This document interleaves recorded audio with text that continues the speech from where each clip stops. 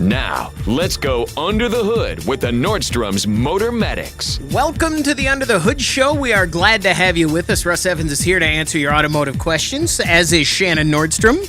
Welcome, Hoodies. Thanks for tuning in so we can help you tune up. I'm Chris Carter here to answer your calls at 866-594-4150. 866-594-4150. Let's go right to the phones because we've got some calls coming in from across the nation. So let's go to Montana right away and talk to Parker. You're on the Under the Hood Show, Parker. What can we do for you? Morning, guys. Hope you all are doing well. We're all right. I've got a 2000 Chevy Silverado. It's a Z71. I bought this truck from a guy that the transmission he said was going bad in it, and it still had first and second, but no third and fourth. Well, they were every now and then it'd get third and fourth gear.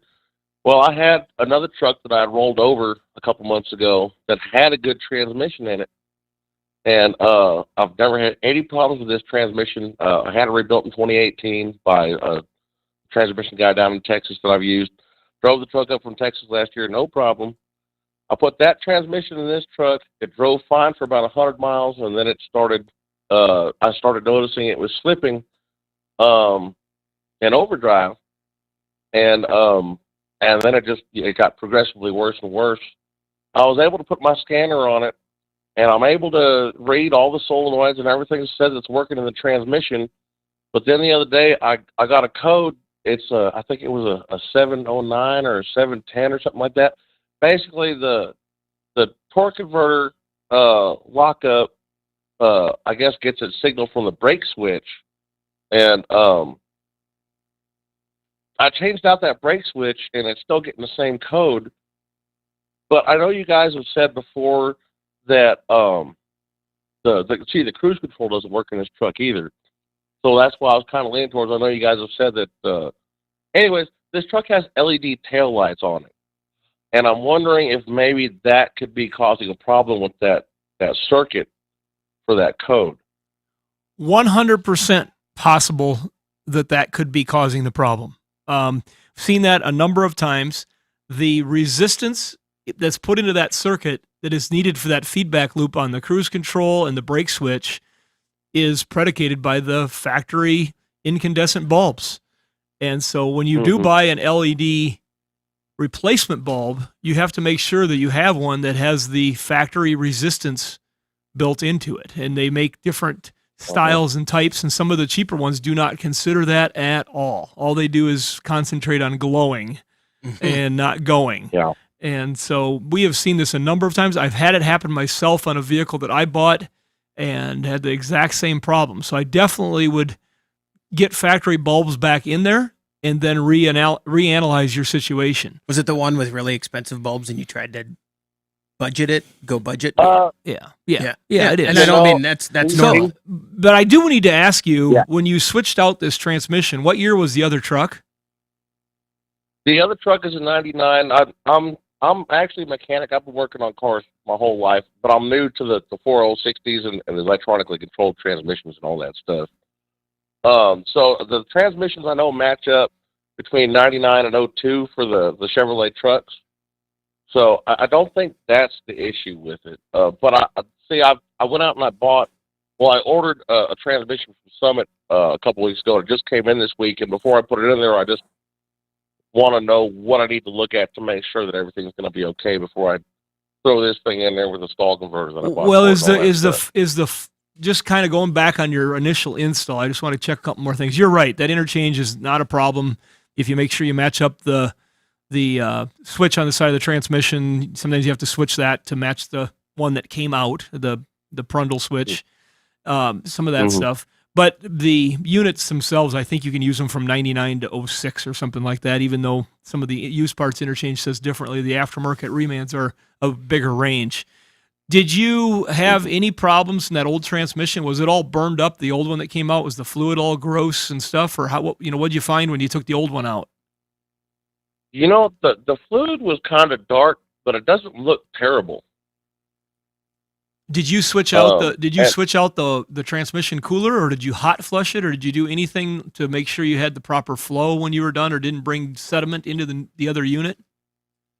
I ran an AC flush through it, and I blew some compressed air through there,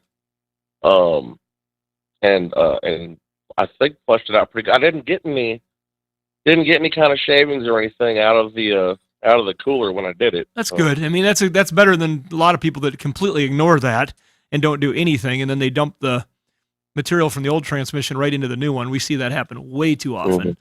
And now this transmission that you have, that I drained out of the fluid that I drained out of the unit that I put in looked perfect. I mean, it had the transmission was rebuilt. I mean, it only had about 40,000 miles on it. I think I've changed the fluid once. So it looked pretty good. And the fluid that's in there right now, that's in that transmission that's in there right now, is that fluid still in good condition? It looks fine. It doesn't really. It looks a little bit off color to me, like maybe a little bit pink, but in my experience, I wouldn't think that would be something with an issue.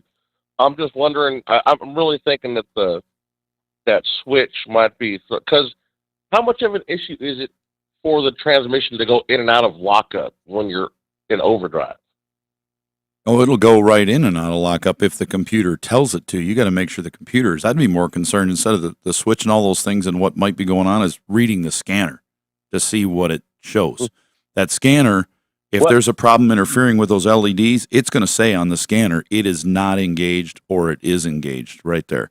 And it's a two-part, because it's pulse width modulated. It's got to activate the solenoid, but then it's pulse width modulated to apply how much and how little, 0 to 100%. So those are things you got to look at. So what would I be looking for as far as the percent? Because I can see the percentage on my scan tool. It's not anything fancy. It's just a little popped on one that was like $100 from Amazon. Percentage will change as you drive. It's not going to be one thing you're looking for. It depends on how much load you have on the vehicle and what gear it's in currently. It'll change. It'll continuously vary from 0 to 100%. But without much load, cruising at 55 miles an hour with the cruise set, flat level ground, it should say 100% lockup, unless you're under a load or going up a hill. As you go up a hill, if the temperature is not too high, it'll start slipping that converter a little bit to give you a little more power as you pull up.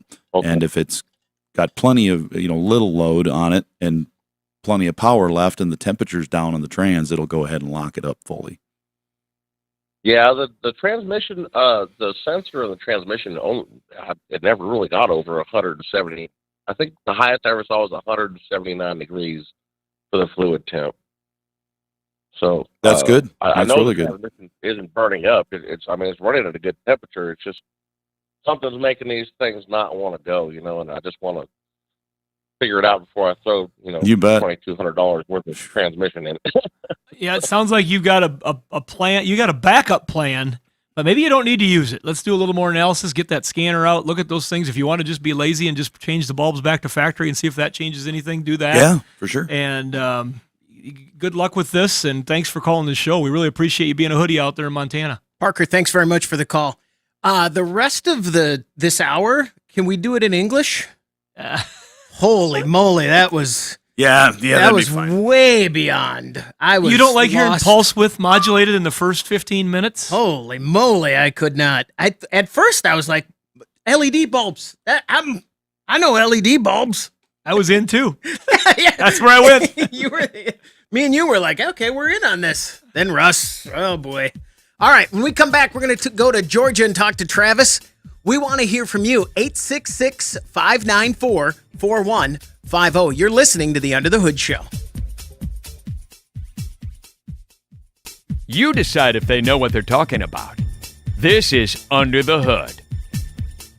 866-594-4150. That's the number to reach us here at the Under the Hood Show. All right, let's go to Georgia and talk to Travis. You're on the Under the Hood Show, Travis. What can we do for you? Hey guys, I got a 1997 Ford Victoria that I've been rebuilding with my brother. Put a transmission in it and got everything back on it, but it will not even turn over. That's at all. That's not good. So well, let's just kind of jump right in here. The Ford Crown Victoria, I do have to ask. What color is it? No, I'm okay. not sure. It's not quite a Berkeley Classic, but you are seeing more and more of these rear-wheel drive Crown Vics and Caprices and Roadmasters. And where was I just watching something on TV? They were doing the lowrider culture in New Mexico. There was a story on 60 Minutes. Okay. And there was a bunch of Lincoln Town cars. How to sound super cool and super old at the same sentence. It came on after a sporting event. Lowriders I didn't change the channel. on 60 Minutes. It came on after a sporting event. I didn't change the channel. Okay, That's all when right. I see it. Okay. All right. I was working in the garage. It just stayed on. All right. You're not old. Okay. I am. But they were talking about lowriders. And the number of that rounded body style Lincoln Town cars that people were making lowriders and hydraulics underneath them, the cosmetic paint jobs. It was crazy. I felt old then because these cars were that was never gonna happen to those cars. Right. They were gonna get crushed because they were ugly. And now, yeah. Sorry, but now why? What's going on with this Crown Victoria? Is it? I just want to know. I mean, I got to know. Why is it cool to you? Why are you saving it? Is there more to this story? So my brother had got it from his grandpa when he passed away, so it's more like an inheritance deal. But it's his pride and joy, and I've been helping him rebuild it. Oh, that's fun. Okay, so back to your problem. You got a 97 Crown Vic, and it's got a modular 4.6 in it, and an AOD tranny that you're replacing in behind it. Now it won't. And before this, it ran and started, but wouldn't move or it wasn't shifting. What'd you have before? So the transmission, the gears had locked up in it. It'd crank up, it'd move a little bit, but then the transmission would kind of like clunk, kind of like make a clunking noise. All right. So now you got another transmission. Was it a used transmission you got? Yeah, we got out of another 1996 Crown Victoria. But it doesn't start. Well, what I was wondering about is, have you? I know where you're going. Have you done transmissions before yourself? I'm guessing you have. Yes, I actually worked in an import shop. There we go. All I did was engine. I just wanted to make sure because we've had a number of people that have put trannies in for the first time and they end up not getting the torque converter set right. They jam them up and that thing is just pinned in there. But doesn't even click, right? It don't even click. I wonder if he's got a problem with that neutral safety on the transmission. There's no power getting to the starter because it's not getting through the neutral safety switch and allowing it to start. Doesn't know what gear it's in. I was thinking the same thing, and I was under there, and I unplugged it. Wouldn't even start or click then. I plugged it into the old one. Wouldn't even click. I sat there, even took the shifter off of it and sat there and played with the actual switch itself. Okay, yeah, I was wondering if you take it off and you turn it and see. Well, you're gonna have to go backwards. Just go to the starter, put one end of your test light on ground, hook one end to that exciter wire there that cranks it on the starter. Check it when you turn the key. If there's something there, then you got a bad starter or something else going on in the power. But and I even tried jumping it off with cables. I mean, it'll run the starter just fine. Okay. With cables hooked to the starter. Yeah, then go backwards. I took a flathead screwdriver and I sat there and put it between the positive and the ground and fired right off. Okay. On the starter, but it just wouldn't. With the ignition, it won't do nothing. Yeah, then follow that. Go backwards on that thing. Follow from the starter back. Start there with the test light. Turn the key. Nothing there. Go back to the neutral safety switch on both sides. The side coming out, going to the starter. Just check the colors on the internet and see if there's anything there. If there's not, go to the other side of the safety switch. If there's nothing there, then you go back from there up to the ignition switch. You just keep going backwards until you find the spot that gives you juice when you turn the key. And you're going to find it there somewhere. It sounds to me like it's probably ahead of the neutral switch, like either the ignition switch or coming down. I don't think, boy, 97 is the first, I think that's the first year in that body style to have theft on it, anti-theft. And if it does, it's going to give you a flashing lock symbol or say security on the instrument cluster. That theft is through the instrument cluster. But I would bet since it worked before you took the trans out and now it doesn't, that it's something else. It's something going down. It's got a broken wire somewhere. Maybe it was weak and loose and chafed, and now it's come apart when you're moving wires around. I called y'all a couple of months ago about a 2002 Chevy Tahoe that was having a rough idle issue at the stop. Yeah. So I found out what it was. What was it? What'd you learn? Believe it or not, it wasn't even nothing to do with compression or headers or nothing like that. Fuel pump. Okay. Low pressure? The fuel pump burned out. It was still getting pressure behind the fuel and everything, but at an idle sit, like it's sitting at 500, 750 RPMs, it wasn't holding fuel pressure. That would do it. That'll do it for sure. And that's, some of those base tests, fuel, spark, air, and they got to all be there at the right. And in these newer fuel injection engines, you need that, like that particular one, you need that 50, 60 pounds. And if you don't have it, it's not going to work right. That's for sure. And when we do, Russ and his team at our repair center, they have done literally thousands of motors and transmissions. And typically they're bringing a vehicle in that is either driving or was driving when it broke. And when you put it back together, if it doesn't go, you typically retrace where the humans have been. You just look at wires, look at pins, did something get pinched? Oh, is there a ground wire? Oh, shoot, we forgot to loop this one in and tie it to the top of the bell housing. Or, it's that kind of stuff usually that they find. Now they've done so many of them, they just don't have those problems. But when you did have problems, that's typically what you'd find, is it's somewhere where the humans had been. Yeah, for sure. I did that yesterday. I was working on something and I was like, let me just start over and do it, make sure I did it the right way. And I still don't know, but I did have that thought process. Travis, thanks very much for the call. Good luck. 866-594-4150. Let us know if you figure it out, too. You can even call and just leave a message and let us know what happened. All right, let's go to New Jersey and talk to Raymond. You're on the Under the Hood show. Raymond, what can we do for you? Raymond, are you there? All right, I'm going to put you back on hold. Let's see if we can get back to Raymond. Let's go to North Dakota and talk to Isaiah. You're on the Under the Hood show. Isaiah, what can we do for you? Hello. So I have a 2006 Pontiac Grand Prix that when I'm driving it, it sometimes shuts off super randomly, and I just lose all power and power steering and everything. And it happened to me like once when I was driving a few hours away, and then it was turning off while driving for like an hour, and then it started working again, and I drove like 20 some hours after that and hadn't done it since. And then I was just driving the other day and it started doing it again.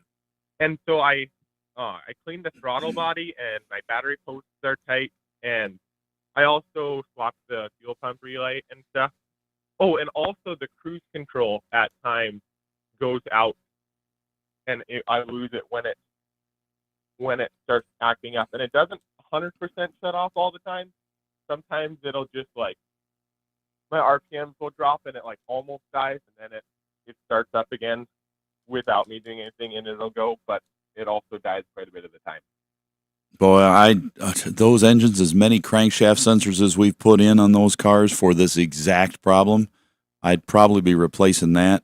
And at the same time, look very closely. There's a wire from that crankshaft sensor. It's on the back side of the engine there, on the side of it. It runs up to the top. Look at that wire super close. It may have some breaks in it.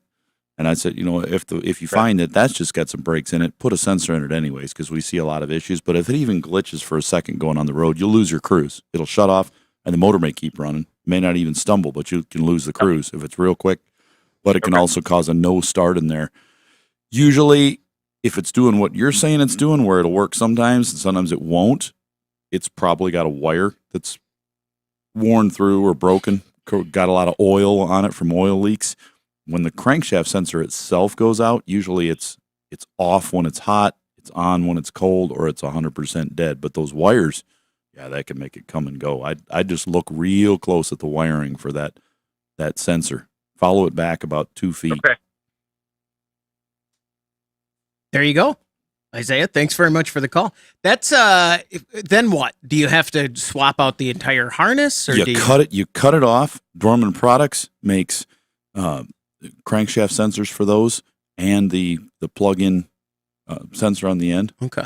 And then also, when you're looking for those, if you need a repair on it, Standard Ignition makes both the sensor, the harness, all those kind of connectors, because you're always going to need kind of connectors like that. We're going to take a break. When we come back, we want to hear from you on the Under the Hood Show. 866-594-4150.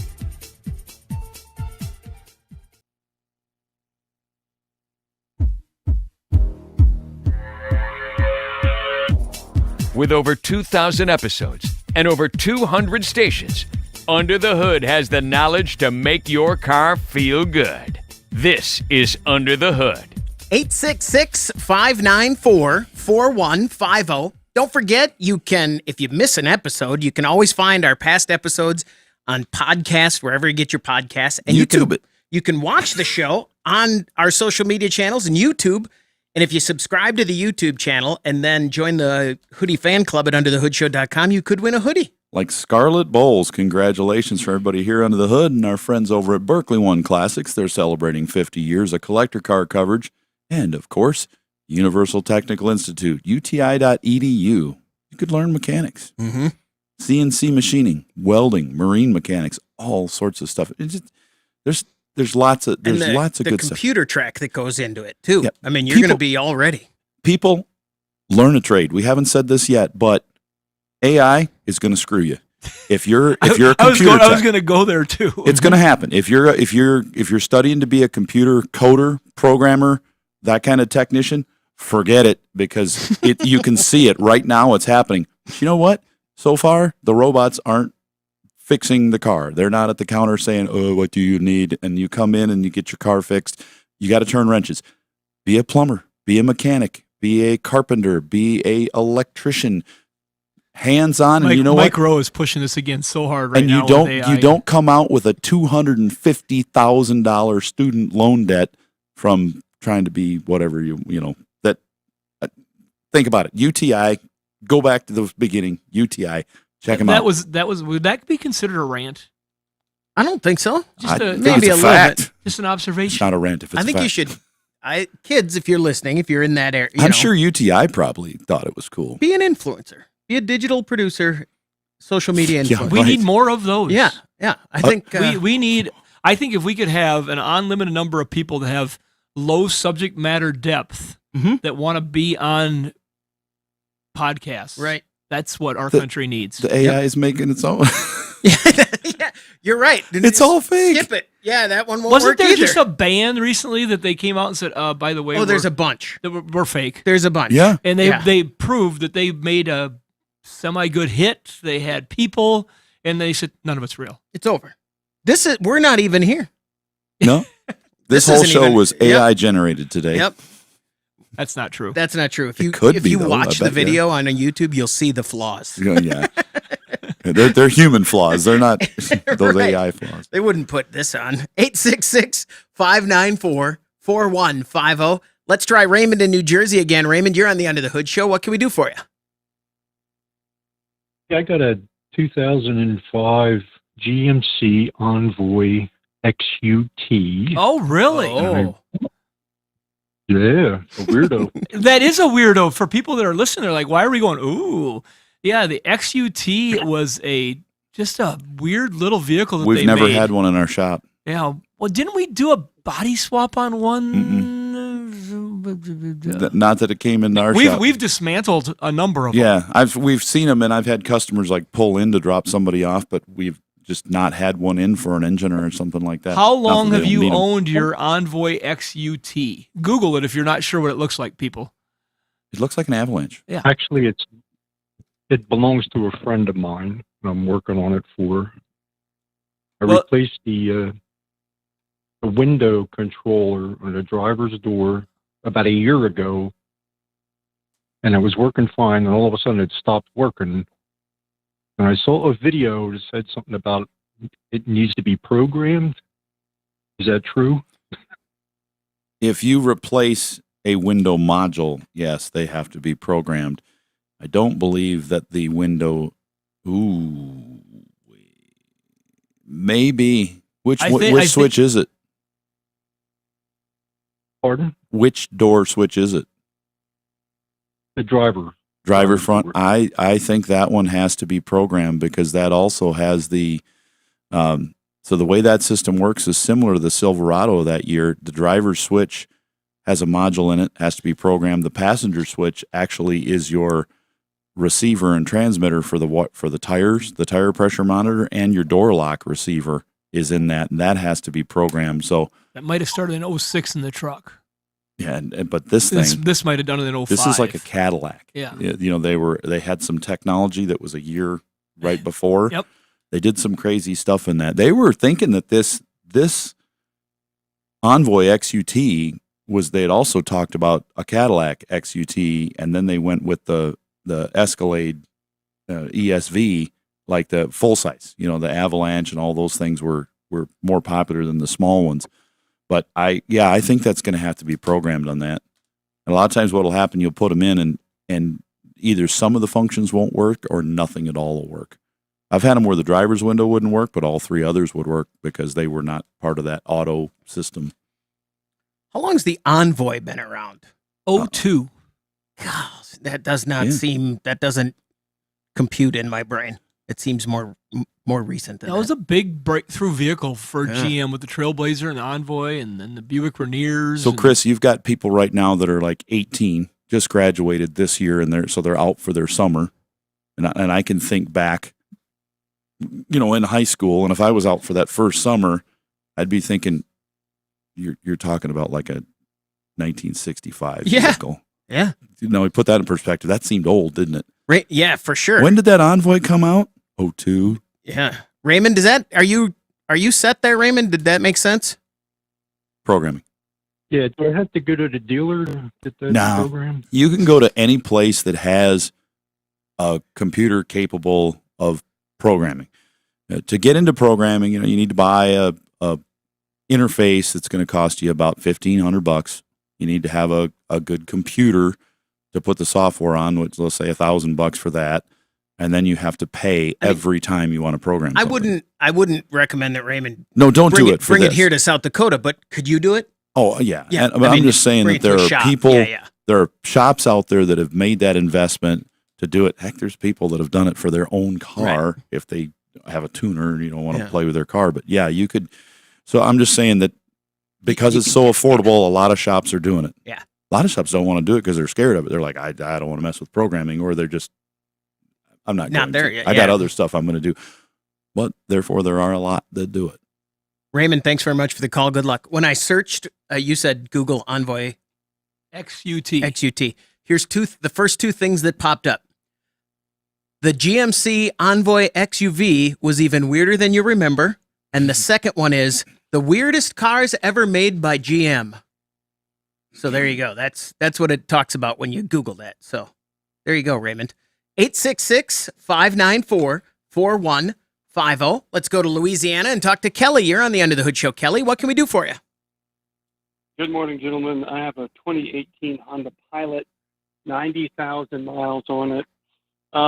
Took it in yesterday for routine oil change, tire rotation, and such.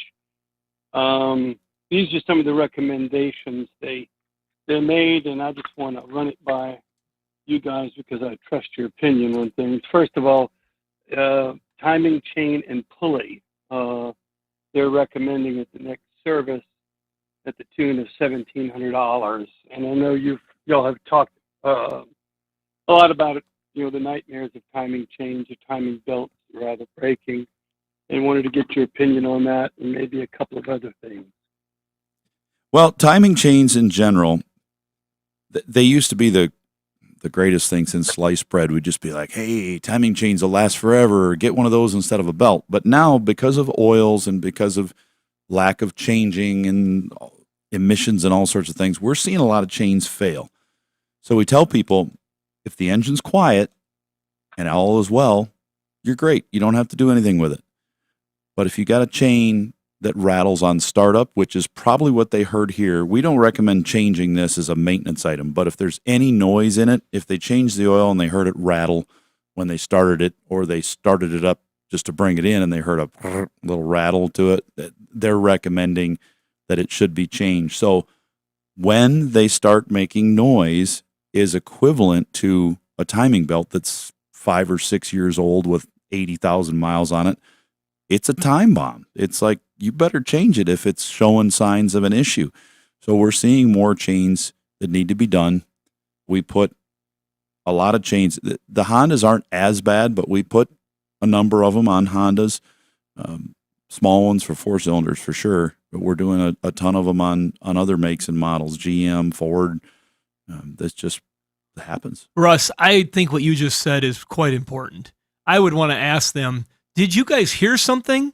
Or are you offering this on a maintenance interval? Yeah.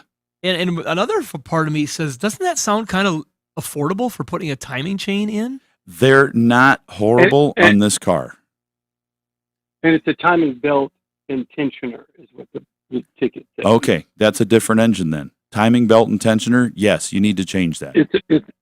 It's a 6-cylinder. Okay, then that's a belt. Yeah, you said chain to begin with. Yeah, so, and that'd be a 4-cylinder. A chain ride there, but that's okay. Yeah, if that's got the belt in it, there is a maintenance interval on that they're making you aware of, and that is something you need to budget for. Don't wait. We do see those. Yeah, they will break. When they break, you're done. Yep. But do follow that advice. If somebody says you should put a chain in it, ask them why. Did they hear it make noise when you started it? Because if it's not, there's no reason to change it. But the belt, you change it, like we said, because you've got a lot of miles on it. You've got a lot of age on it. If that belt breaks, the motor will break. Okay, so now I stand by my comment. That would have been really affordable for a timing chain. Yeah, and that's about right for a belt. We'll see timing belts anywhere from $700 to $2,000. Right in that range. So it's right in there. We you just get did some second opinions on that sometimes and find people that do it for less money. We just did a Volkswagen diesel yesterday. I finished that up, and it ended up being about. Can you say that legally? No. 13. Can you say Volkswagen diesel legally? Can we I say didn't know that if you on the said radio? diesel, right? Yeah. 1,300 some bucks. Yeah, it's a diesel. Diesel. Diesel. Like Vin Diesel? Diesel? No, diesel. like why like can't I Diesel? not remember? It's Ferdinand Porsche and what was Diesel's first name? Oh, yeah. I used to remember it. I'm losing it. No. That's all right. I'm getting That's old. not something, I think that's something Rick. you could Ricky. lose. It's Ricky. Ricky No. Diesel. Ricky Diesel. Yeah. He was Beauregard. He was in the NWA It's and then he Beauregard, went to the WCCW. That's It's a James' whole- middle name, isn't it? Kelly, thanks very much And for Emily's. the call. Good luck. Sorry, we got derailed there. How much was the diesel? 13 something, and he was quoted like 18 something at a dealership. Also, And- sometimes you need timing chains and they open it up and go, ooh, you need an engine.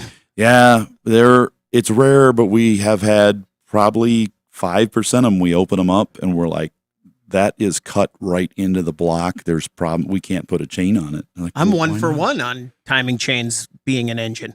Yeah. Yeah. One for one. You were. 866-594-4150. We're going to take a quick break. When we come back, we want to hear from you on the Under the Hood Show. 866-594-4150.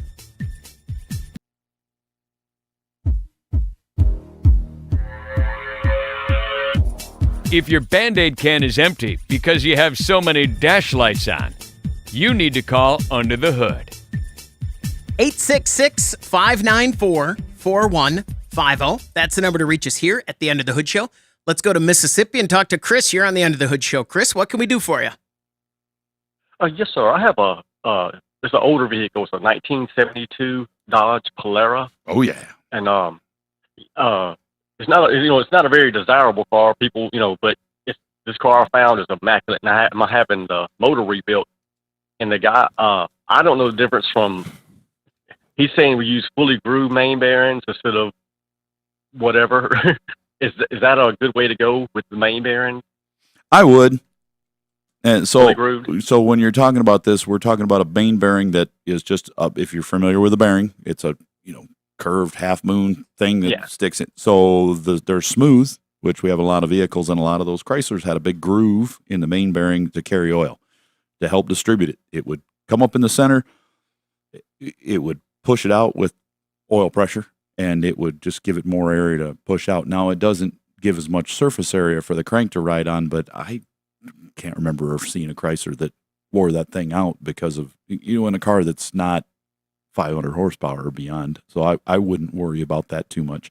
If I was going if I was going to build it to be a 500 horsepower engine, I would probably put a non-groove bearing in it and change the pressure on it to make sure I had a good high flow, high volume oil pump. I had a Chrysler 440 that I beat that we put together, and it was probably, if I had to guess, I'd say it was probably a 350 horsepower engine. It wasn't anything amazing, but that's still pretty strong for old 80 stuff. This is going to be didn't have a problem. Be a 400 horsepower. Yeah, it didn't have any problem with it, so I wouldn't anticipate with that. And I think you're underrating that car, because that car wasn't cool to have back in the 80s, or maybe even early 90s. But now a lot of those old ones like that, the Chrysler 300s, not the new ones, folks. The Chrysler 300s back from the 60s era, and the Polaras, all those cars that they're just so much different and unique compared to what we have today. That's why if you could see the list of Berkeley Classics from Berkeley One Classics of cars they have, that's pretty cool. The stuff that they say, oh yeah, we insure this. We Do insure they that. have a list? Oh, they have a list. Oh, I haven't seen the list. They have a list. I'd like to see the list. Yeah, I mean, it's just cool if you got a car like that, you want to upgrade some basic stuff, like make sure the air conditioning works, because a lot of those cars had factory air on them. But if you got a car like that you can cruise, if you stick an overdrive unit in it and air conditioning so you can cruise the thing and actually enjoy driving it, it's cool. You're going to get looks. And a 72 Dodge is doable, not so much like a 74 Lancia, which is the one that caught my eye. So this is a Berkeley Classic. Yeah, Chris, don't answer yet. Yeah, and we're going to guess the color. Mm-hmm. I believe that this car is a pea green, like a light green. That's a good guess. I'm going to guess that it was built to be, and it's not. It wasn't, but it was built to be a cop car. So it's white. Polar white. What do you think, Russ? It's black. Black. Chris, what color is your Polara? Pea green. Yeah. Oh! There you go. Nice. Oh. Yeah. Because he can't say the real name on the radio.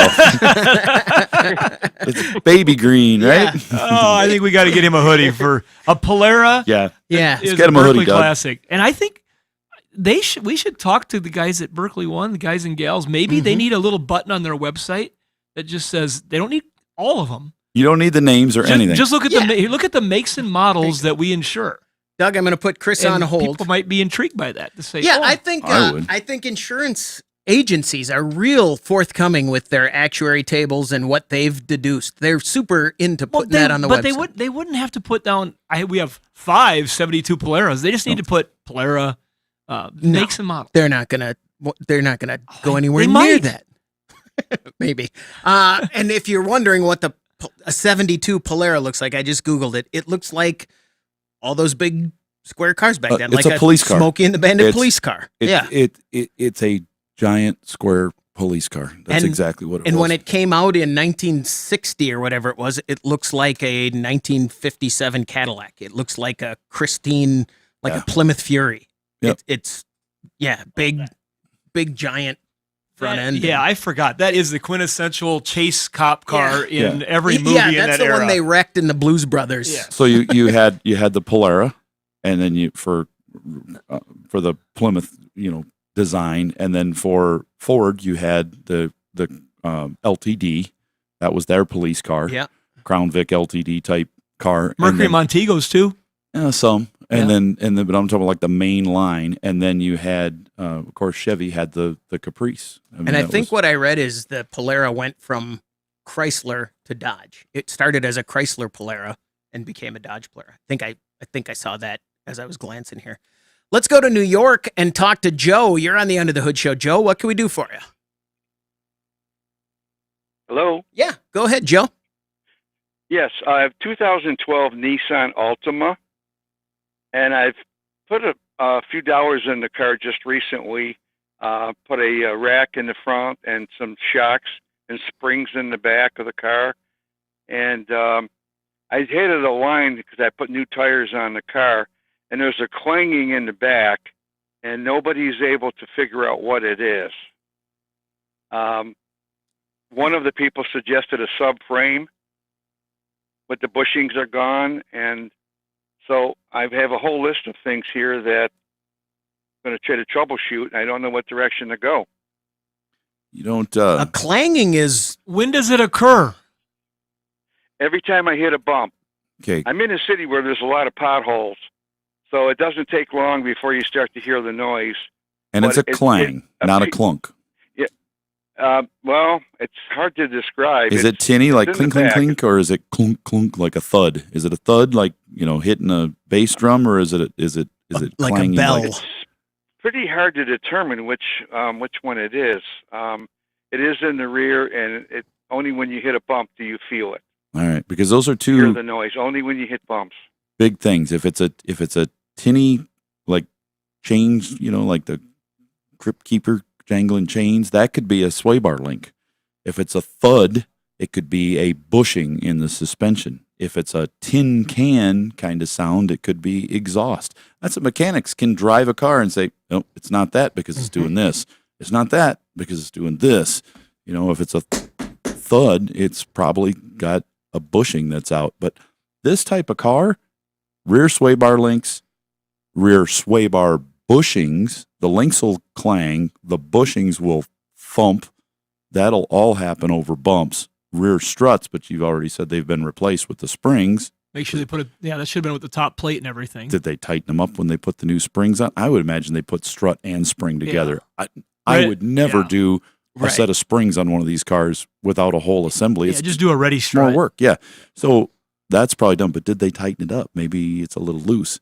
But the Or exhaust maybe the shield's exhaust got moved around when they were working on it, Bent the shield? and now something's hitting. Noise was there before and after, or both, or just before or just after. It seems after the alignment was done, I took it back 3 times, and the sway bar links had been replaced on the back. So Okay. those have been replaced. But did the Yep. noise come after all the work was done, or was the noise there before? Was afterwards, especially after the alignment, but they couldn't find it.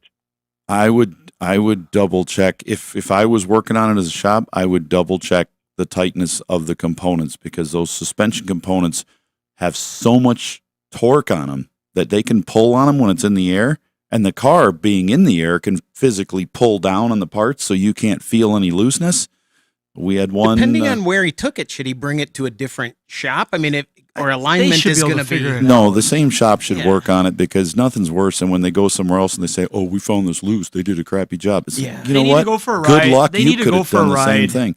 But we had one come in as an example, brand new sway bar links 2 months ago. It was making noise, and we looked at it, didn't see anything in the air. We put it on the ground with somebody in it while we were rocking it, got it to duplicate, and it was a sway bar link. It was like maybe a quarter inch of a turn loose. We just that little bit, and it was gone. And it should fit better in the hole, but they just didn't, and it did that. Guys, I have breaking news that I saw on X at the break, and I can't wait. I Okay. have to do it now. Okay. This was just released on X by Lee Zeldin, the EPA director. Gas cans used to pour gas. Now they just dribble like a child's Yes. sippy cup. The Trump's EPA message to gas can makers: vent the darn can and let it flow, baby, flow. Sweet. Can we go buy cans again? I'm tired of That buying is, those. to me, I buy vents off the that Amazon. is the best news That of is the the- day, if that is all as advertised. That'll do it for this hour of the Under the Hood Show. Hour 2 is coming up. 866-594-4150.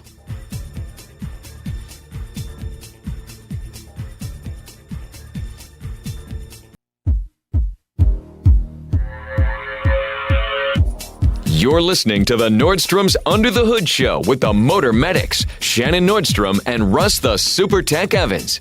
Shannon is an ASE engine and parts specialist, and Russ is an ASE Master Certified Technician with extensive factory drivability training. The Under the Hood Show is heard weekly on this and other great radio stations. With Russ Evans, this is Shannon Nordstrom, thanking you for tuning in to the Nordstrom's Under the Hood Show.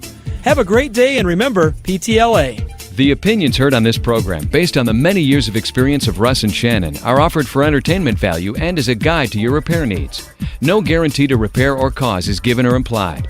Always check with your favorite certified technician and follow all safety procedures before attempting repair.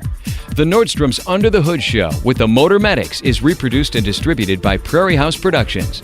Have questions for the Motor Medics? Call our 24-hour toll-free number, 866-594-4150. All content of the Under the Hood Show is the property of Nordstrom's Incorporated. Copyright Nordstrom's Automotive and may be reproduced with our permission.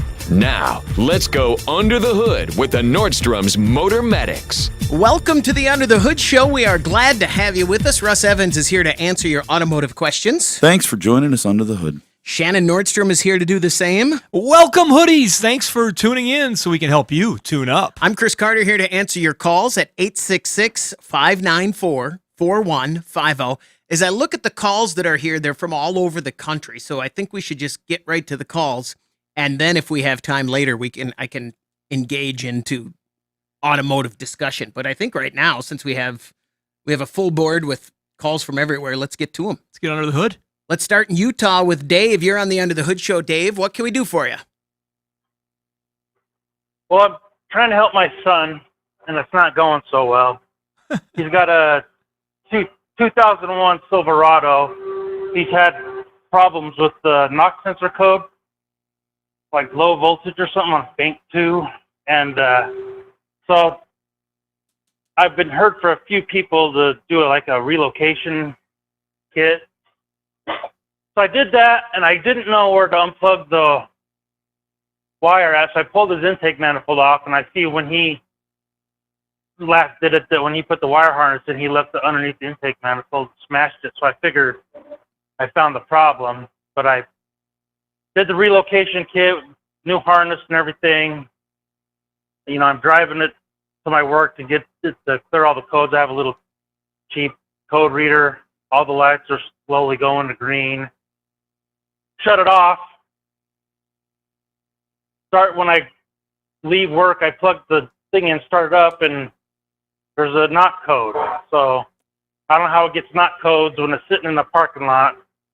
But I checked continuity on the harness I put in. I checked voltage at the truck harness. It's like 40 millivolts. I don't know if that matters or anything. And then I checked 40 millivolts at the end of the new harness I put on. So it seems like I'm getting continuity and power. I don't know what's going on. I'm stuck. I don't like those relocation kits. We've had issues with them before, so we stick with the stock ones, the 2 under the intake with the harness. We usually just buy a Dorman Products harness with the 2 sensors, put them in, plug them in, and then we just don't have problems with them. They work. But the relocation kits, when you're moving them, sometimes they have issues. You know, the sensors got to be grounded good. Why do people relocate them? Because if there's another problem down the road, they don't have to take the intake off. But if you look at how many years the first ones, like this one here, over 20 years, you know, so if you redo them again, they'll usually last. But a lot of people do it. I mean, for whatever reason, you know, I don't know why he did it.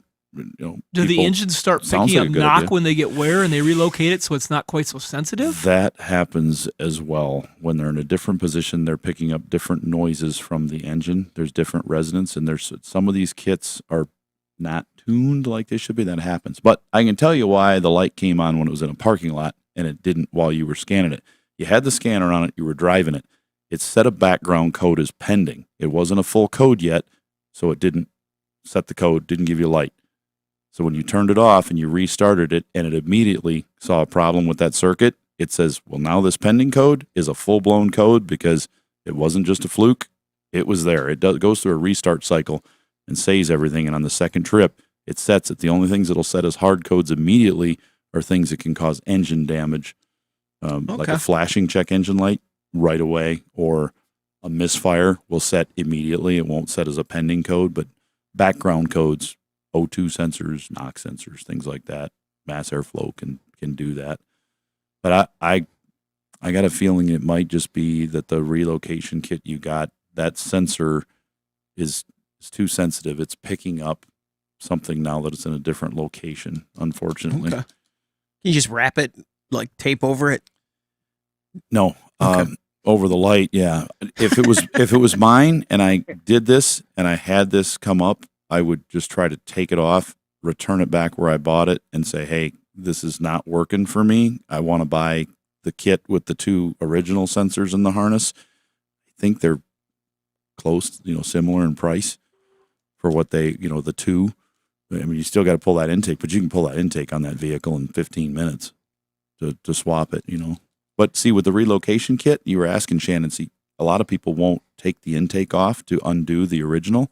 They'll just unplug it, Okay. leave the intake on, and they'll do the relocation kit. So it saves some time. They're just adding a thing. Yeah, they're just leaving the old and moving it. Probably perception to a lot of people because they look at that intake and think, oh, that looks like a problem. It does look like it could be a nightmare until you've done a couple of them and you realize I can blast that thing off of there really fast. Does that help you out there, Dave? Sure. Yeah. I want to know. Are you thinking, oh gosh, I got to take this apart again, or are you thinking, I don't know if I learned anything? Like the sensors are new. They're OE sensors. I mean, they're just those aluminum blocks. I could just unscrew the sensors I have and put them, Keep them back up in the intake manifold. You can put them up there and just buy the harness kit for them. Yeah. What's funny, like the harness that my son put on that he smashed it, I even checked continuity with that, and it still had continuity. So I don't know. I mean, it looked damaged, but it still had continuity through that. Motor doesn't have a knock, does it? I don't know. Yeah. I was going to ask that question earlier. Is I the don't motor think quiet? so. Okay. Yeah, it's quiet. I was just wondering if there's something in the computer that could be. It could be. You could have a failed PCM. So we've had failed PCMs cause 3 major things in these engines. 1, NOx sensors, and they still run fine. 2, oxygen sensors, and there's no problem with it. And usually 1 or 2, not all of them, like 1 bank.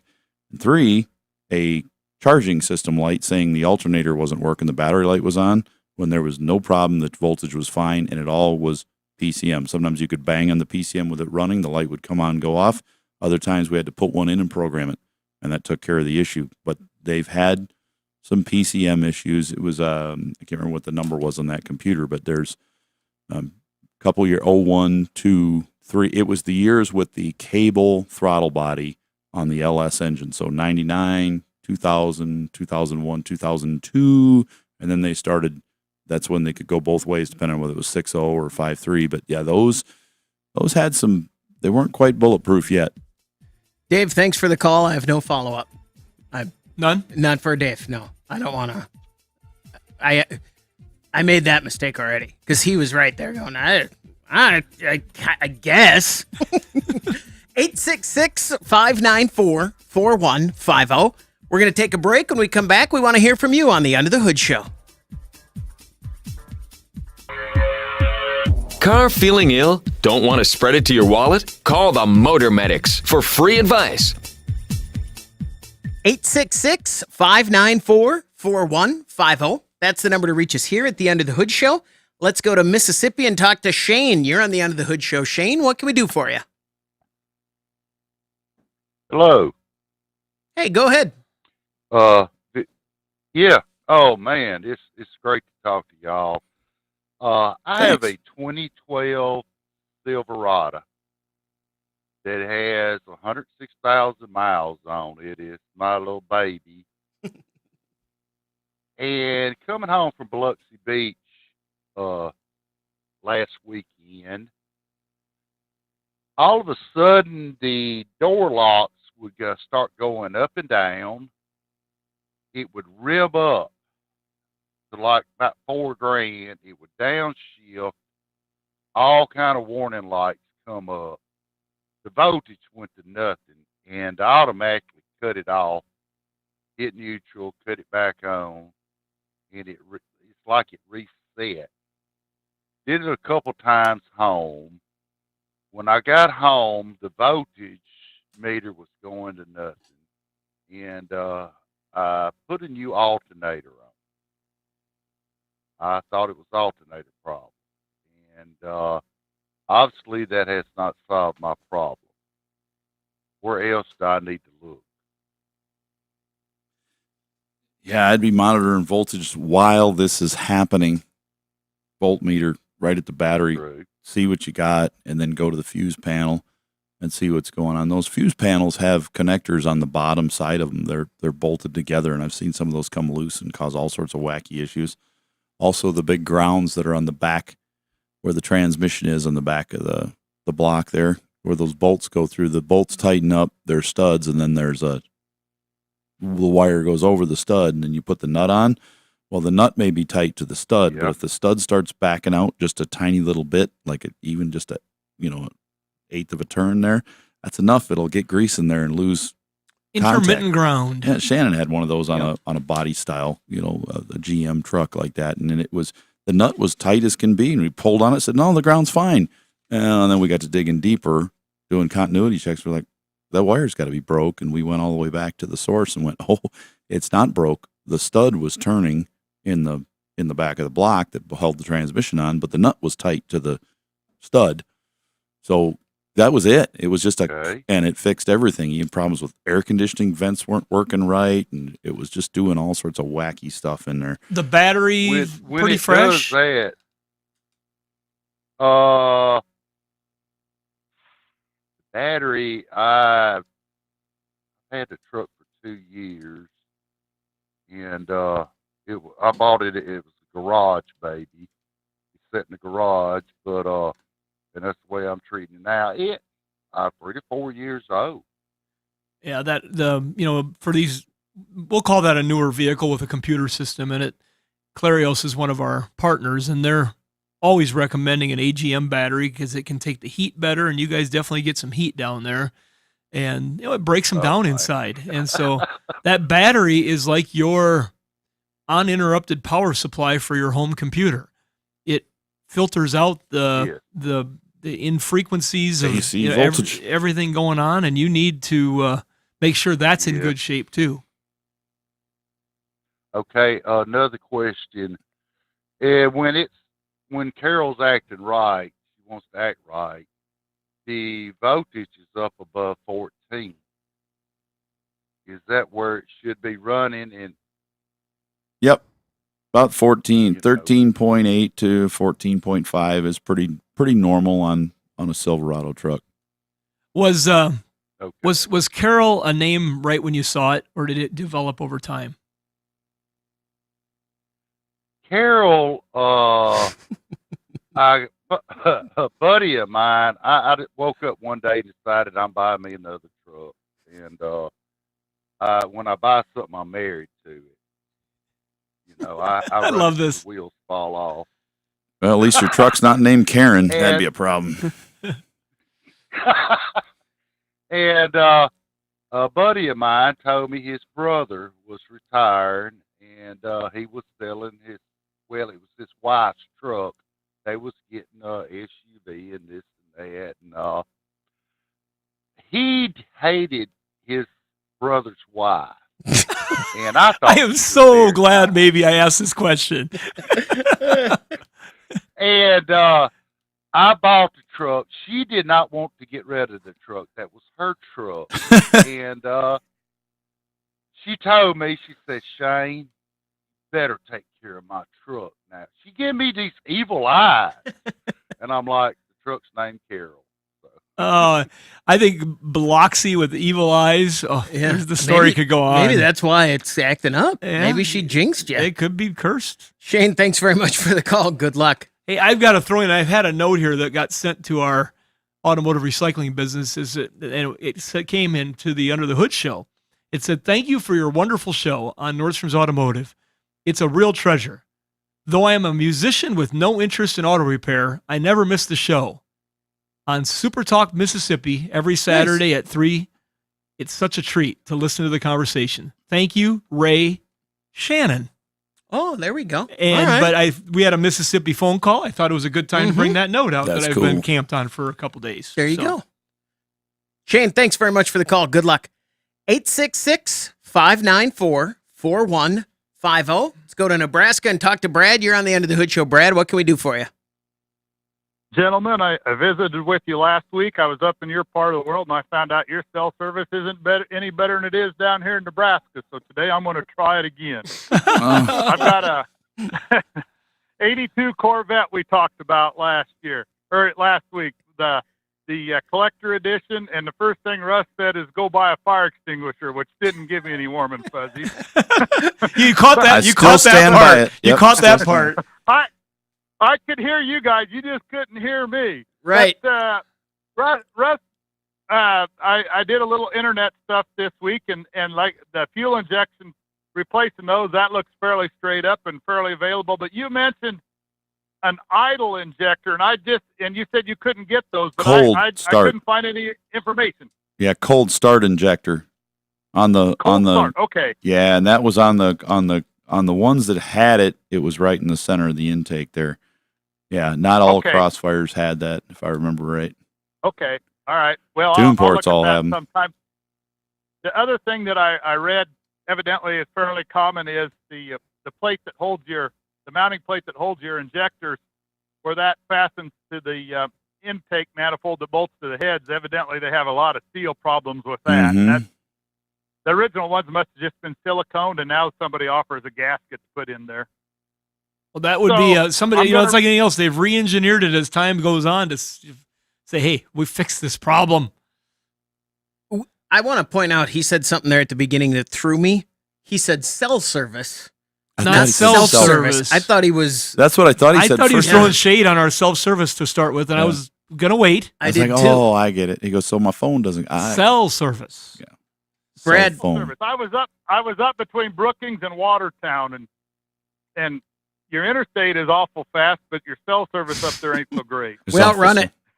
We outrun it. We outrun the cells. Brad, thanks very much for the call. Good luck. Speaking of your self-service, how long self-service? Myth. How long have the animals been out there? The three-dimensional animals? About 2 months. Okay. Probably. My dad built that. All right. The big arrow with the animals when you pull up on the end of the paved road. Yeah, we should, for those who don't know, you have a self-service lot out here at the corporate headquarters. Yeah, it's called You Pull It. You just come take what you want. It's self-service. It's you like the sheep and pull it like the chicken. And so your dad put up a... He thought it necessary that we have a very large, metal, heavy, well-built arrow, and on the arrow are a sheep and a chicken. Mm-hmm. It's adorable. Go to like Runnings and buy one of those 6-foot tall chickens too, and put out there at the front door. We got I say a few sheep and chickens around you there. put the staff over there in chicken costumes. I don't And think a sheep costume? I don't think that Ricardo and Ricky and Brett and Sean and others Ricardo would look so good. Put Underberg in a sheep costume. He'd come back for that. In a chicken costume. I think that is not going to go over big with the staff. That'd be Underberg. That'd be like remember the old Saturday cartoons with the dog in the sheep clothing. The wolf. The wolf in the yeah. It'd be Underberg. Dog. He is a dog. That's his nickname. That's what he says. Dog. So you put him in the sheep costume. What do you want? Let's go to Kentucky and talk to Michael. You're on the End of the Hood Show. Michael, what can we do for you? Yes, so we are growing our family, and my wife really wanted a minivan, and I found a mechanic special, 2013 Chrysler Town and Country, and got it back to the house and looked into it, and basically the cylinder head closest to the firewall has a blown head gasket in the center. Oh no. My question is that something that I need to plan on figuring out a way to drop the whole subframe engine transmission, or can that be done from the top? So is this thing not running now? It runs, but it definitely, when I did like a leak down test, that I guess with that cylinder 3, I think it is on that side, you can hear it blowing bubbles into the upper radiator hose. Okay. I just wondered why you're thinking it was leaking. You can pull them off from the top. It's up to you. If you want to, Head gasket's unusual. if you want it really easy, you could take it apart, take the whole thing out the bottom. Yeah, and then it's right there you don't even have to take it off the cradle. But you could spend the same amount of time and just do it from the top as well. You're doing it at home. You're not going to take the whole thing out the bottom. Unless you got access to a hoist that makes it easier. Yeah, I'd just say do it in the car. Just pull the heads off and change them. I would want to know why that head gasket is out. Yeah, they don't normally go out on those vehicles. We usually have camshafts and stuff fail. Exactly, way before then. But hey, now's the chance to update those, see if they need rockers. How many miles are on this motor? 166,000. You might consider just getting a different engine. But if just finding a good used engine, go on CarDash Part and find somebody that's got one with less miles and do a VIN check on it. Make sure the miles are legit. I mean, they should be. Most everybody discloses that stuff nowadays, except for a lot of the brokers that resell stuff. They misrepresent too many times. It drives me nuts. But I would go ahead and use and consider a different engine completely, because if that head gasket is out, it tells me it might have had some trauma. Might have got super hot. Yeah, because that is not normal for them to lose a head gasket. No. And Michael, I have bad news for you. You're gonna end up liking having the minivan. You're not gonna ever feel great about it, but it's gonna be perfect. When we had kids, I had my wife test drive one just for one of our customers we were fixing one for. 3 minivans later. Yeah. I mean, we weren't in love with having a minivan, but boy, they're functional. Boy, Same. they work. They are, especially when I'm young enough or old enough to have the 1-door minivan first and then 2-door. Oh, yeah. Oh, man. We're going to take a break. When we come back, we want to hear from you. 866-594-4150. You're listening to the Under the Hood Show. If car repair was cheap, you wouldn't need us. We're Under the Hood. 866-594-4150. Don't forget, you can watch the show on our social media channels, and if you subscribe to the YouTube channel and join the Hoodie Fan Club at UnderTheHoodShow.com, you could win a hoodie. Like Kelsey Reynolds. Congratulations to everybody here under the hood and our friends over at Universal Technical Institute, UTI.edu, and Berkeley One Classic, celebrating 50 years of collector car coverage. You have something coming up, Shannon, you want to talk about? We do. This Sunday night at XUT Speedway in Brandon, South Dakota, the famous home of the High Bank Nationals, XUT Speedway, richest outlaw sprint car race in the country. That happened here just in June. They're going to go for $300,000 next year. Wow. Sounds fun. But we're going to have our Nordstrom's night at XUT's this Sunday, and we always try to do some fun extra stuff. We'll have our employees and families. We'll be hanging out in the Turn 4 suite down there with some food and beverages and such. But we're going to have a pole position drawing for the kids. If you go down and sign up the kids at the Kids Club at XUT Speedway, when they do the draw for the main event for the Outlaw Sprint Cars, the 410s, they will be able to go down on the track with a driver and be able to pick, and whatever the number order is that the drivers pick, that's the number they'll get to pick from 8 wonderful prizes that Nordstrom's has down there, from drones to a huge teddy bear to a Hot Wheels track, just all kinds of neat stuff. There's a pink RC monster truck, because we always get some girls and boys. We got a little bit for everything. And so we'll have the pole position drawings. And we're also going to be doing a T-shirt toss. Second year in a row we've done this with the Nordstrom's retro T-shirts. And there's about $600 worth of cash strapped to these T-shirts. Okay. So you might catch one with a $5 bill. You might catch one with nothing. You might catch one with a $100 bill on it. Russ, can you make a T-shirt cannon? Oh, he could. Before Sunday? There's too many people. Too much liability in that. No. I watched there was a lady on the internet the other day got hit in the eye with a hot dog from a hot dog cannon. Let Shannon shoot it. I tell you what, when we go to Timberwolves games, they've got the rotating. Oh, yeah. That's awesome. But so we're gonna have the T-shirt throw. We're gonna have employees out throwing out T-shirts in the crowd, and then we're putting up an extra $1,000 for the late model stock cars. Those guys put on a great show, and it was a class that my dad helped start 40 years ago. He's in the Hall of Fame down there, Art Nordstrom, and he's going to make an appearance. He doesn't come out to the track very much, and so we're excited for Nordstrom's night at XUT Speedway in Brandon, South Dakota. This Sunday night coming up. Bring your family out and have a great time and enjoy the races. They're doing a great job out there with the name coming back and the new ownership. They're just kicking up. They're doing well. Let's go to Colorado and talk to Dan. You're on the Under the Hood Show. Dan, what can we do for you?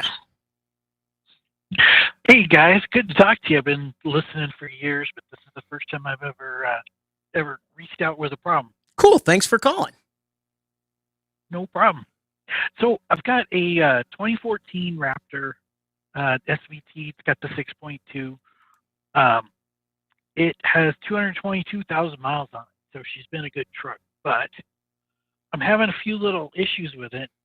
One of which is the starter occasionally doesn't stop cranking right when it should. Like it just keeps cranking when the engine's supposed to start.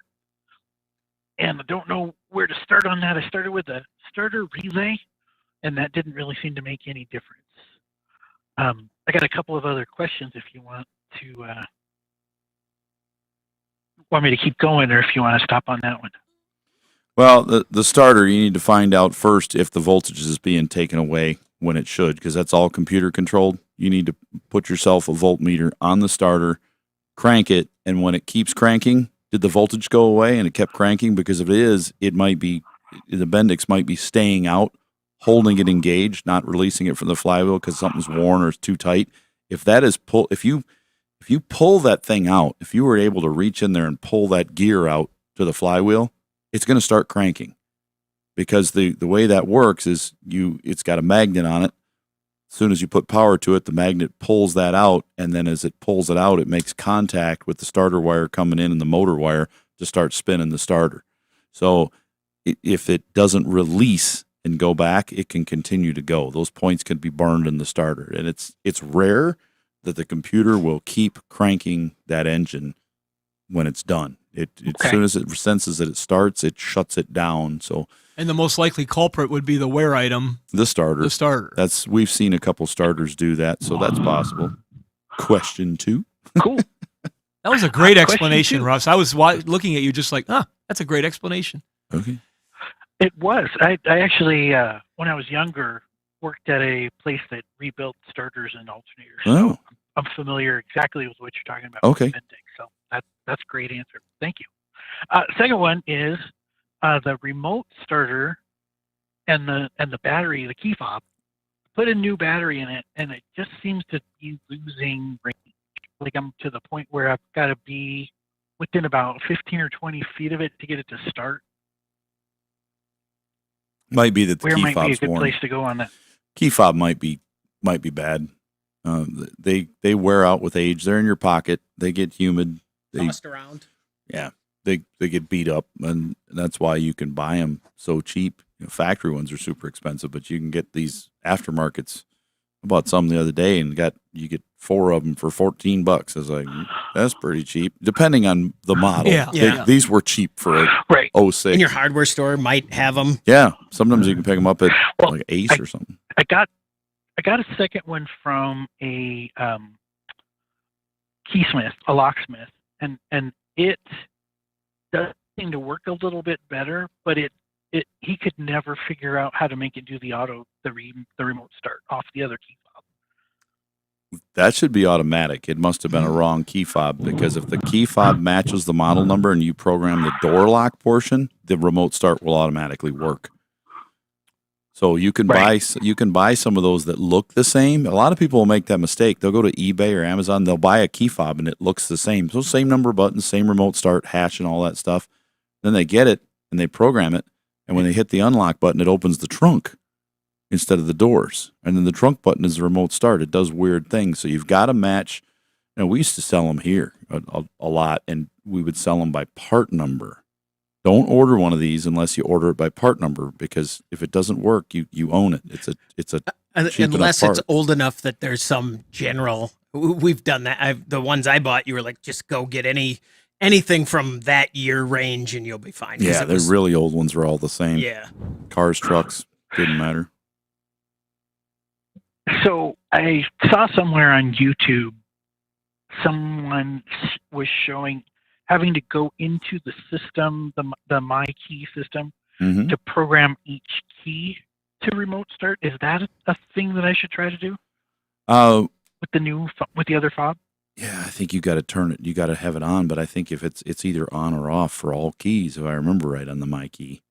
I think that's how that works. But there are some, there's some of these features on these cars that I'm really surprised they're in there. They do go by the key, and some of the, especially like the Cadillacs and the higher end ones, and depending on what driver has what key, it will not allow certain features.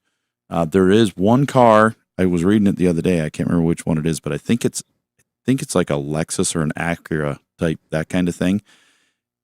Different keys do different things, and if you have a key, it had the child mode, so if the kid's driving the car, you can turn the radio off. They start the car with their, it's a fob, so they bring their fob to the car, they use the push button start, the radio will not turn on. So they're like, no, you're 16 years old, you're driving our car, you can't turn the radio on, it's distracting. So there's all sorts of things, so it wouldn't surprise me if yours has a remote start disable on one of those. Maybe you don't need it, or they... That seems like a really good idea, because I think any 16-year-old, if their parents turn off the radio, the 16-year-old will think to themselves, okay, this must be important. I'm not going to go against my parents' wishes. I'm going to pay very good attention to driving and not bring my Bluetooth speaker. I was just going to say, not bring my Bluetooth speaker and my phone. Flawless. Does that help you out there, Dan? Yeah. You got one more? I do. The fuel door warning keeps popping on, and it's giving me a check engine light every now and then. Is Gas that cap, you mean, or something fuel door? Yeah, the door. It's one of those where it's gas capless. cap. Yeah, but why? What's the message say? It doesn't say fuel door. It says gas cap, it does. right? It says fuel door. It says fuel. Fuel cap or fuel. Yeah, there you go. I bet it's talking about, when it says fuel door, it's talking about the capless. It's got a leak. It's got a leak, and it probably needs a filler neck. We've put a number of filler necks on these vehicles. Oh, really? Yeah. Okay. Yeah, those things Are they wear out. hard to change? They're not awful. Do they go way down, or is it just? Oh no, it's a whole thing. It's like 3 feet long. You got to change the whole thing. But they fail. They get dirty. It's a capless system that's supposed to last forever. Yeah. No. They've held up pretty well. I'm surprised, because we've got some of these. We've never really talked 12 about that years very old. much. Oh no, they go bad. Dan, thanks very much for the call. I was talking to my son about Raptors the other day, and I was looking up. There was I found an old article in one of the automotive websites, magazines, that said that no one's going to pay $45,000 for a pickup truck. So what a folly this will be. So, Dan, you might want to just park it. No one wants a Raptor. Who's going to pay $45,000 for a pickup? That's crazy. Yeah, they'd rather pay $65,000 or $100,000. We're going to take a break. When we come back, we want to hear from you. 866-594-4150. You're listening to the Under the Hood Show.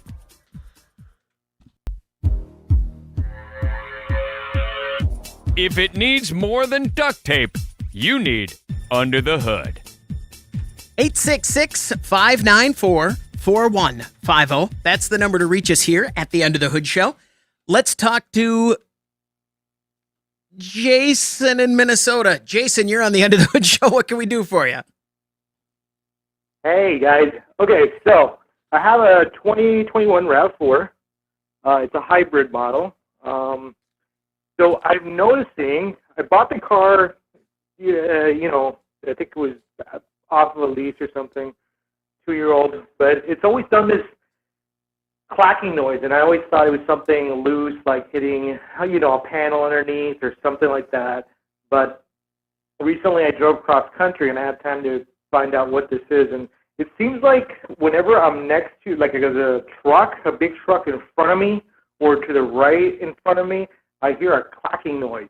Like it almost sounds like something's banging against the metal or a loose flap or something, but it's not. Nothing's loose. And I have a feeling it has to do something with the radar, you know, the sensors that you know, slow you down and automatic cruise control and the lane stuff that keeps you in the center lane. But might be getting a side draft there, taking the edge off your arrow, and it's causing you to get loose a little bit. What? Huh? Isn't that's the same, right? Could be, but probably not in a RAV4. Okay, all right, probably not. So when you think it's I just got to drill in a little bit with your thought before I give some ideas. Or Russ is going to sitting over there. I know what this is, but with the radar thing you were asking, what do you think might be happening? Do you think it's making some adjustment or a noise, or is it the module itself is loose? What are you thinking? So I don't know how these things work exactly, but I just noticed that the only time it happens is when a big truck or something, you know, is in front of me about maybe anywhere from 15 feet to you know, or like 15, 20 feet, or on the side. And all I know, so it almost, if I was thinking of a relay, if it was like a giant relay that was clicking on and off, that's what I'm imagining. Is this just at highway speed? Yeah. Yep. Nothing like being 15 to 20 feet behind a semi at highway speed, right? I was going to leave that out. I was going to leave that out, but maybe there's sometimes along happens. So I'm thinking there's you know what? Maybe I'm just 15 feet. It might be more than that. Maybe well, like, even at 50 feet, 3 or 4 car lengths. Are you close enough? That sounds a lot better. Okay, good. Yeah. Are you close enough that as you're 1,000, 2,000. driving, you can feel the wind of that tractor trailer in front of you moving your vehicle a little bit? No. Okay, because it could be that the airflow is greatly disturbed by tractor trailers when you're close. That is what I was getting and at, by the way. It's probably the shield underneath the front of the car moving up and down a little bit and just going click, click, click, click, click. Unless it's a steady. If it's exactly in time, click, click, Okay. click, click, click, click, that is not going to be a wind thing. But if it's click, click, click, click, click, click, click, click, click, click, click, you know, back and forth. Which one is it, Jason? It could even be a tuk, tuk, tuk, tuk, tuk, tuk, and then as you back off and it stops. Is it a steady noise, or does it? No. Yeah, I'm thinking it's got to be Side drift. It's got to be a shield from the wind that's just moving under there, and we replace so many of those RAV4s, Escapes. They're horrible, and the Prius car. They're Toyota can't make a good strong shield under there. We had a Toyota Camry that made We a did weird, Chris's about had a 6 weird times. noise, and it was the right inner fender was messed up. Well, and had a hole in it. And there was certain times you so thin. Well, and if it's not that, like on the Pontiac, I had that, and it took you maybe 6 seconds to go under there and go, oh, just bent it with your hand a little, and it was totally fixed. Yeah, So- I think that's what's going on. There's nothing inside that is not solid state. Everything is a solid state connection relay in the car, so you wouldn't have any clicks anymore. It would all be, it's other than a solenoid. All those modern cars are all solid state. No relays, regular relays in them with magnet and bar.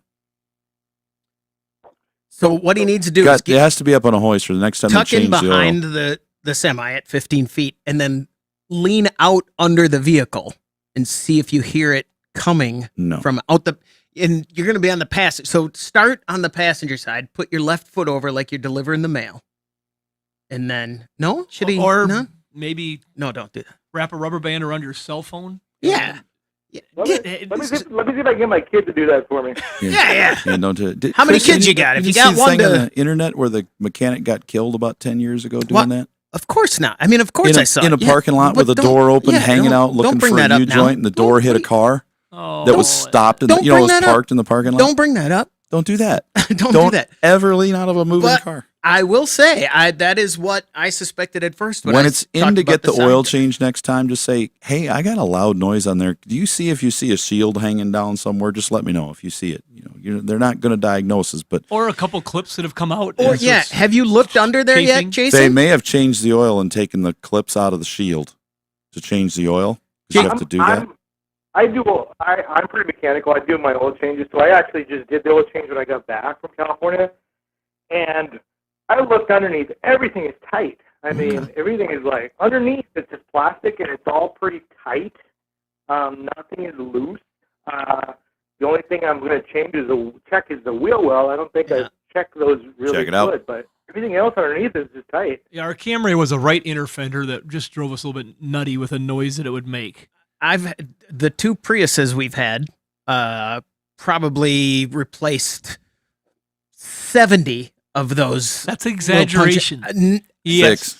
Not by much. I think I put 6 on, and you I'm going to did. say dozens. You learned how and to then do yours. I started using screws with washers to tighten it up, and because they were breaking out, and the plastic would crack around them and stuff. So that's definitely something to look at there, Jason. Thanks very much for the call, and don't do anything I said to do. 866-594-4150. Let's talk to Greg. You're on the End of the Hood Show. Greg, what can we do for you? Good morning. Thank you for taking my call.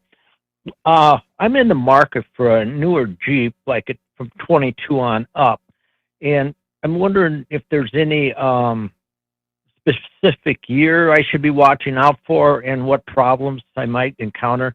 Right now, we're looking at a 22 Limited, and it'd be a Limited or a Laredo. If you can avoid anything with auto-adjusting suspension, avoid it like the plague. Don't get it. If there's options with and without. I don't even know. Are they? Shannon, Are you looking at a Grand Cherokee or the smaller Cherokee? Which one are you looking at? I'm so sorry, Grand Cherokee. Yeah. So that Limited. Grand Cherokee, have they gone away from that auto ride suspension on the 22? I don't know. I know we've taken apart a couple of fairly modern ones that had it. I just don't know what year if they ever quit it or if they still have it. I just don't know now. Because my daughter's got a Grand Wagoneer they just bought, a 24 or 5, and they got it without. So don't get that because it could. That'd be just something to pay attention to because over time they can be very problematic. I mean, if you got one that's going to be under warranty, go ahead and buy it. Sell it before it's out of warranty, but you do not want to try to fix that when it goes out. But the vehicles themselves. Will it say that? You'll know. You should be able to ask them if it has it. Tell them, and if they say, well, yeah, maybe, it's like, no, you find out and you tell me if it's got the auto adjusting, full auto all the way around. Okay. If it's just rear, you're fine. But if it's the full auto all the way around, that's the one that, and it's not everyone's going to fail, but not enough of them fail. But otherwise, other than that, yeah, there have been a pretty good vehicle. And the auto adjustment we're talking about is it'll actually change and lower and raise the height, lower the height, adjust it for situations And and, it doesn't- for weight in the vehicle. It's a nitrogen system. It doesn't use like pulling air from the outside, filling it up like old airbags and letting the air out. And so internally it has some issues and they can do some weird stuff. But it's just one of those things. And it's worse in our Would it climate. be on like the build sheet itself? Oh, yeah. That you could look at? It will be. Okay. It'll be on that VIN option I sheet. can't remember what they call it. They have a kind of a name for it, but yeah. Yeah, something ride or something. But that's otherwise we don't see a ton of repetitive problems like anything with abuse. You can break things, but if you're not going off road and you're driving this like a normal vehicle on the streets, they got that set up to do that, and you'll enjoy it. They're a nice vehicle. Greg, thanks very much for the call. Good luck. I don't know what your budget is, but if he's got $100,000, he could get a brand new Grand Wagoneer loaded, $115,000. How much is the Grand Wagoneer? There's fully a loaded? different size he's looking for. Yeah. Though. The Grand Cherokee. He's got a got nice options. size. He's got options. I think they've come down, but I think you're right, Chris. I want to say that a fully loaded Grand Wagoneer is like 112 now, like the super edition. Yeah. But the one my daughter got, I think I want to say it was like 69. and it was nicely equipped engine wise. I said you get an engine that's good for pulling, and then one that's got inside, but it had some great features for that price. It's a twin turbo. Did it have the auto ride height? No. It has the Hurricane engine in it, I think. Yeah, What they call and that. I was amazed. It's a pretty strong. You drove one for a while, a couple days when we were down in Arizona. I did. And that was a good vehicle too. That nice, was yeah. probably the $69,000 model for a rental car. Just decent, good vehicle to. I think about that. Think about what he just said. It's $69,000. That's for a decent vehicle. For a good, decent Grand Wagoneer. Yeah, $69,000. That's nothing. It was Not a big it was deal. equipped enough. It would have been good that we could have. Any one of us could have bought that to drive and said this is yeah. okay. Yeah, for sure. I don't buy new cars. Usually, I keep my money for other things. I bought fixing old ones I bought over and over. Yeah, exactly. And over. That's exactly and it. over. I spend my money on fixing the old one. That works out great. That's going to do it for the Under the Hood Show. Until next time, you can find us at underthehoodshow.com. Don't forget, you can find the podcast anywhere you get your podcasts, and you can always watch the show on our YouTube channel and some of our social media channels, depending on the show. You can find us at underthehoodshow.com. For Shannon Nordstrom, Russ Evans, I'm Chris Carter. Thanks for listening to the Under the Hood Show. And Shannon, one more time, Houston's this Houston Sunday night. Speedway night, this Sunday night at Houston Speedway. One thing I forgot, the first guests that come in get a nice little koozie cup designed by my son for slim cans. Very Russ cool. has got one on his can right now. What?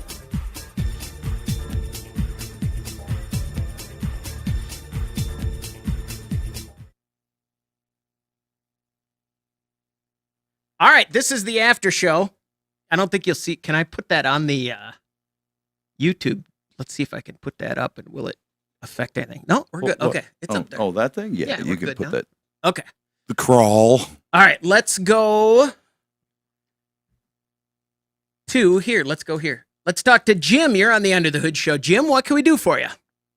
Yes, last night I got caught in that storm, Mm-hmm. that rainstorm, and I have a Ford Maverick with the hybrid, and when I went through the puddle, shortly after I came to a stop sign, and my car wouldn't stop. I put the brake on, and it kept creeping ahead, and it was going to creep out into the intersection from a stop sign. I just about had an accident. What I did is I tried everything, and then I just turned the ignition off, and everything stopped. It never went into park like it normally does. And I restarted it, and everything was okay. Yeah, I would like to think it was Alright. just the brakes being wet, which if the brakes get completely covered with water, your car will not stop if they get that much water on them. I mean, they'll roll. They don't stop well at all. It takes longer. You can hold them down, and it'll stop maybe 2 to 4 times longer than normal, but it'll finally stop when it squeegees the water off of the rotor. It's like coming out of a car wash. As soon as you get out of the car wash, sometimes your brakes don't work. As soon as you pull out, there's a few of them around in my area that I drive through, and they do that. I'm like, whoa, wait a second, get the water off the brakes. Hopefully that's all it was. Hopefully you didn't get that new car in deep water. Any lights come on or anything creeping ahead. different? Yeah. Pardon? Any lights come on different or anything, Jim, on the dash? Or- No, nothing happened. Everything was dead. Just a second here. Let's. I Back do it up. want to help you here on this for Yeah. sure. Everything was dead. Just what do you mean? Like the car died on you? Yes, everything died. Oh, okay. And when just shortly after I went through the puddle, I approached the stop sign just a few feet ahead, and I stopped at the stop sign, and the car kept creeping ahead. And the car turned Everything off. was dead. Yeah, I stood on the brakes, and they didn't work at all. Did the vehicle turn off at that stop sign? I think it did. Okay. Because I tried everything, and then I turned the key off and turned it back on, and everything was fine. Yeah, the motor must have died because it's supposed to shut itself off, but instead of shutting off, it must have killed it and killed the system. So it was just you lost but- your power brakes and you were. Never drive through. We tell people don't drive That through is- deep water, but Sometimes they it just still happens. do, and it happens. But if you did, and then you tried to start the car up as soon as you went through the water because it died, and it fires right up and runs fine, it didn't get water into the Right. engine to kill it. I So do, you're okay. want to make that point because we talk about that on my other show all the time, and people mistake what we're saying. I heard you talking about it today. If there is standing water at an intersection or anything, and either you know it's deep or you don't know how deep it is, don't drive into it, not because you're going to float away or get into physical danger, but because if your engine takes that You're water driving a in, vacuum. it is over for your car. Your engine is going to need to be replaced. There's that. And then there is also, I remember they had an intersection blocked in our town a number of years ago when we had the severe flooding over there, that mall thing. Yeah. And they had been doing construction and they had open road. It wasn't too deep, but Right. it was down about a foot where they had dug out some asphalt and the barricade signs washed away in the flood. People drove right into it. That's what I'm, but it's not, is But the normal road, if you were driving down the road to go to the grocery store and you said, I drive on this road every day and it was fine, but now it's raining, you come back and go, oh, it's only 8 inches deep. If your air intake is down in the bumper, which a lot of them are, and touches that water, it will suck it up faster than a shop vac. You got if the car ahead of you 200 horsepower goes shop through vac. the water just fine and you think I can go too, don't do it. Yeah, don't do it. Because because we had that with the Prius, it turns out that the Prius intake was on the top. Yeah, it's on the top So of the once by the once we hood. found, there was a spot near my house where the water would get an inch or two deep. Your Prius. And we found out that we could go through that inch or two water. We didn't have to go around, a mile. A lot of cars are still down Jim, low to get the cold air. When you went through the water, how deep do you think it was? Oh, it was just, maybe 6 inches deep, 4 inches. Yeah. So it wasn't like up to the door sills or anything like that, correct? No, but it was really raining hard. Yeah. That was last night. You're probably just fine if the car seems like it's working good today. You don't have any lights on, because with that hybrid system, if it got deep enough for some of that to get penetrated with water, because the batteries are down low on that, you'd have some warning lights on. You'd have some indications, And they generally can take some of that. and if the engine would have taken on water to the point where it got into the engine, it probably wouldn't run right now. It'd probably be broken. And so I think you're probably just fine. I think it just did some alarming things when you were in that water. But if not, that is an insurance claim if it was deeper than that, if you have comprehensive coverage. But he started it up and it was fine. Yeah, since if today everything seems fine, and it didn't get into the cabin of the vehicle, that stuff is watertight, protected to be in normal rains, splashing, puddles. That's all protected from that. So you should be okay. Yeah, for sure. Jim, thanks very much for the call. Good luck. That is one of my recurring nightmares. I have several recurring nightmares. A couple of them are vehicular, and one of them is I stop and the car just won't stop, and it'll creep ahead at like 2 miles an hour, and I'm just pushing on it, and I end up hitting the curb or the wall. It's usually not catastrophic in my dreams, but I can't stop the car fully. You have weird dreams. Isn't that weird? The other one is that my mom is alive. She's not dead, but she just told my brothers not to tell me. Yeah. I don't She know. secretly hated you, Chris. So she faked her death just not for you. deal with me. That's pretty deep. That one, I don't want to examine that one too That's far. a lot deeper than Jim's water. Yeah, I don't want to examine that one too far, but that's another one. I had a similar dream just the other night that we don't need to go into. Yeah, exactly. That's the appropriate look on your face right there. Like, whoa. All right. Anything else? Anything else we got to get to? I think we're good, right? Sunday night, Huset's. Yep, come on out. But if you're watching on YouTube, we had our viewership earlier was clearly from all over the country, so I don't think they're coming to Huset's Sunday night. It's a great show if you want to. What's the shirt look like this year? Well, it's the same one we had last year. I didn't get a new one. It's that retro T-shirt. That's the coolest shirt It was ever. very popular, and it's great. Yeah, it was, and we're going to throw out a bunch of those. All right, there we go. Thanks, everybody. Like JW said on the chat there, click like and subscribe. We appreciate Push that. us over $8,000. We are right there. We're at yeah. 8,000. So just a couple more of you to see where we are. subscribe right now. We'd What be is right it over. right now? Yeah, so, still just below $8,000. Let's put us over 8,000 this week. All right. Blast past it right to 9. Yeah. There we go. Thanks, everybody. That would be nice. Thanks for listening and watching the Under the Hood Show. And next week too, we'll get our camera back for the switching. We had to do a little static. There's updates coming on that. Yeah, I can't believe it's already been 4 years. I couldn't pick my nose. No, the whole time. Usually I know exactly when Russ is talking. That's Green when light comes on. That's when I dig. Thank God I got to drive home still. Yeah. I'll get in there. Yeah. Thanks, everybody.